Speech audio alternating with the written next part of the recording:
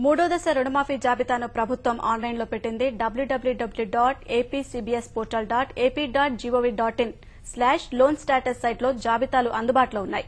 బ్యాంకులు నమోదు చేయని 58,000 దరఖాస్తులను పునఃపరిశీలన చేసి పంపాలని ఆయా బ్యాంకు కేంద్ర కార్యాలయాలకు పంపినట్లు ప్రణాళిక సంఘం ఉపాధ్యకుడు కుటుంబరావు తెలిపారు.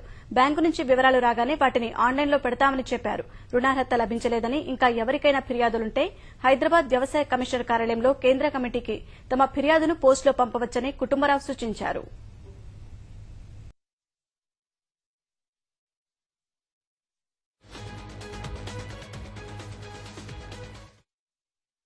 చెప్తుంది. మూడో దశకు సంబంధించిన జాబితా కూడా కొద్దిసేపటి క్రితమే ఆన్లైన్లో పెట్టడం జరిగింది. అయితే దీనికి సంబంధించిన మరిన్ని వివరాలు వెల్లడించేందుకు మనతో ప్రణాళిక మండలి ఉపాధ్యక్షుడు కుటుంబరావు గారు ఉన్నారు. ఆయన అడిగి మరిన్ని వివరాలు తెలుసుకుందాం. సార్, ఈ మూడో దశ రుణమాఫీకి సంబంధించి మొత్తం ఎన్ని ఫిర్యాదులు ఉన్నాయి, ఎన్ని క్లియర్ చేశారు, ఎట్లా జరిగింది ప్రాసెస్ అంతా? 5,11,000 పైచీలకు అనమాట ఫిర్యాదులు రావటం చూసామండి మూడో దశలో. అయితే వీటిని నిశ్చితంగా పరిశీలించనమాట డేటా ఎంట్రీ కూడా చేయించాం.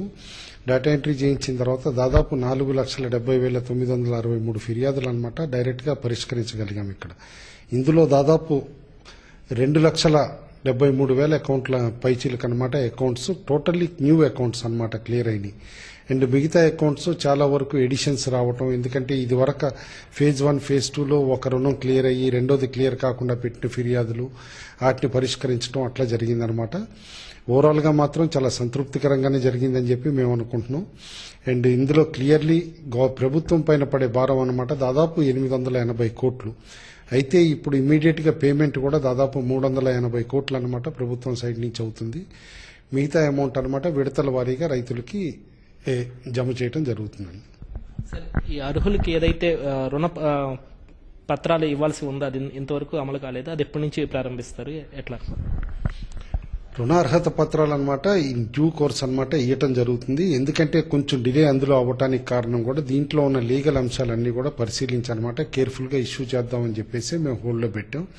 బట్ అప్పటికి అనమాట ఈ డిసెంబర్కి రెండో విడత అనమాట డ్యూ కూడా అవుతుంది. అప్పుడు డబ్బులు కూడా డైరెక్ట్ గా జమ చేయడం జరుగుతుంది. అండ్ ప్రభుత్వ చిత్తశుద్ధి కూడా అర్థమవుతుంది రైతులకు కూడా అనమాట ఎంత చిత్తశుద్ధితోటి రాష్ట్ర ప్రభుత్వం ఉంది అని చెప్పేసి అని. కాబట్టి రుణార్హత పత్రం డిలేలోనమాట కన్సర్న్స్ పెట్టుకోవద్దని అంటాను. ఎందుకంటే ఎనీ టైం వన్స్ మాకు ఈ క్లియరెన్సెస్ అన్ని అయిపోవటమే ఇమీడియట్ గా జారీ చేయడం కూడా జరుగుతుందండి. సార్, ఈ మూడో దశతో మొత్తం రుణమాఫీ ప్రక్రియ అనేది పూర్తయిందంటారా, ఇంకేమైనా పెండింగ్ లో ఉన్నాయా? కొన్ని చోట్ల బ్యాంకులు నో డేటా ఫౌండ్ అనే ఆప్షన్ కూడా వస్తుందని ఫిర్యాదులు కూడా అందుతున్నాయి. దీనికి మీరేమంటారు?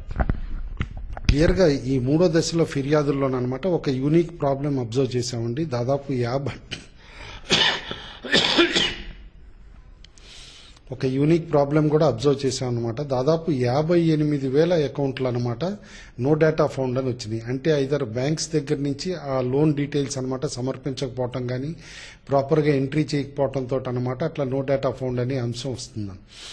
అయితే దాన్ని కూడా పరిశీలనలోకి తీసుకుని బ్యాంకుల్ని ఎంక్వైరీ చేయడం జరిగింది. దాదాపు 23,000 అకౌంట్లు అనమాట డీటెయిల్స్ అనమాట క్రోడీకరించి అనమాట క్లియర్ చేయడం కూడా జరిగింది. మిగతా డీటెయిల్స్ అనమాట ఎప్పటికప్పుడు బ్యాంకుల దగ్గర నుంచి రావటమేనమాట దాన్ని కేర్ఫుల్ గా చెక్ చేసి క్లియర్ చేయడం కూడా జరుగుతుంది. ఏ అయితే ఎలిజిబుల్ ఉన్నాయో ఆ అకౌంట్స్ అన్ని కూడా.